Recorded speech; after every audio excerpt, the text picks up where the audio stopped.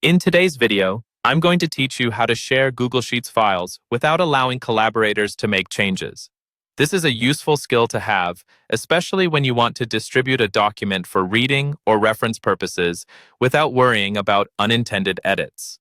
First, open your Google Drive and navigate to the Google Sheet you wish to share. Once you've located your document, you can either double-click to open it or right-click and select Open from the drop-down menu. Now that your document is open, focus your attention on the top right corner of your screen, where you'll find the Share button. Clicking on it will reveal the Sharing Settings dialog box, which is the key area for setting your sharing preferences. The dialog box presents several options. You're looking for the section that indicates where your document is currently shared, often labeled as Share with People and Groups. If you've not yet shared your document, it may say, Only people added can open with this link. At the bottom of the dialog box, you'll notice the link sharing options. Click on Change next to the Get Link section to adjust who can access your document. In the drop-down menu that appears, you will see choices like Restricted, Anyone with the link, and potentially other settings related to your organization or settings. Choose Anyone with the link.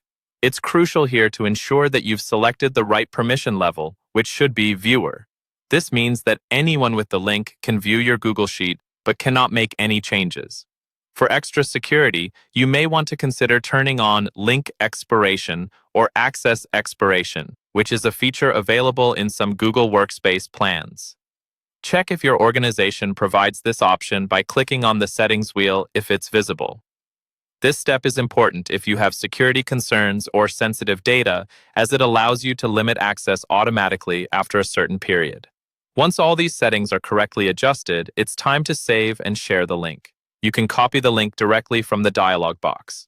This is the link you can distribute via email or insert into other documents or chats where you want people to access this specific Google Sheet. Be mindful of where you place the link to ensure it reaches your intended audience. And there you have it. By following these steps, you've successfully set up your Google Sheet to be shared without collaboration capabilities, ensuring that its content remains unchanged by anyone who views it. This method is particularly useful for distributing official documents, schedules, or guides where you need to maintain the integrity of the information. Thank you for joining me today, and be sure to check out more of our tutorials to become a Google Apps Pro. Now, go ahead and share your Google Sheet with confidence.